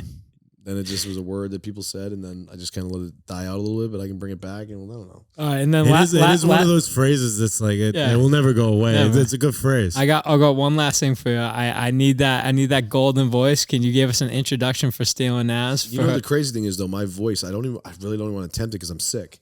So like when I do it, I get my voice down here and say Bob Menery here on ESPN. Good to have everybody in the studio tonight and all That's that. right. That's perfect. That's perfect. But Can you give us one? is it? Welcome. So just be like, welcome to Steele and Nazz, brought to you by Hedge Better. Or something like that. Brought to you by Like, brought to you by Hedge Better, which is Hedge Better. Justin's I can't plug company. in again with somebody. All right, just say, welcome to Steele and Nazz. That's a different conversation. Just rock that as Steele and Nazz. So just be like, welcome to Steele and Nazz. Welcome to, what is it? Steele and Nazz. All right, so welcome to Steele and Nazz, brought to you by, Hedge Better. can't say, brought to you by Voldemort. All right, Bob. Thank Could've you. done more emotion. You know? Yeah, Like, no, I used to do the you're good. VOs and that was you put the like Buffalo Wild Wings shit was the easiest job ever. We used to do put a fucking headphones on, 60 hours a year at work, and I would just go in there for like 5 hours, just bang out 9 commercials, and you'd be like done for like a fucking month and a half. I just walk in and be like 26 sauce and seasonings at Buffalo Wild Wings. Then I have to read legal, and I'm like 21.9 period. I have to do that. So I'm like 21.9 period. I'm too close to pissing out. Yeah, This made me piss myself. And they were like, their funny thing was, they were like, Bob, you realize we can speed it up. You don't have to say it fast. I'm like, I want to. 21.9 parent. Where did that voice come from? I don't know. Just Adam's his voice. deal. One day guy, you all woke that. up and you were just like fucking around and it was there. Yeah, I was like talking a squeaky voice, and I was like, bottom of the night, 2 down. I'm like, what the fuck just happened? What? That's it. Yeah. Yeah. That was the And moment. then you knew you had something. I knew I just said, my voice is very important. I used to always run up. I used to go out for drinks. When I went out for drinks with my friends, they used to hate it because I never used to stay with them and have the drink. I used to get up, walk over to a group of people, and just do a presentation of a play-by-play. And I used to just see their reactions. And so that was for about 3 years, 4 years, every single day, every time I went out, and I would just do the voice, and they would just have they'd be like, oh, what are you doing? I would just like really lie and just tell them that I like was the play-by-play guy for the Jacksonville Jaguars. And they were just like, so cool. I get a picture. I'm like, no big deal, right here. Thank you. Then I go back like, That is. Well, in there, Bob. Thank you so much. was Can't wait to unreal, have Bob. you again. Thank you so much for having us. Thanks good for the podcast. hospitality. Pleasure, Appreciate brother. it. Thank you. Appreciate Pleasure. it. See you again, boys. The white whale has been secured. Bob Yep, Menery. the white whale's been harpooned.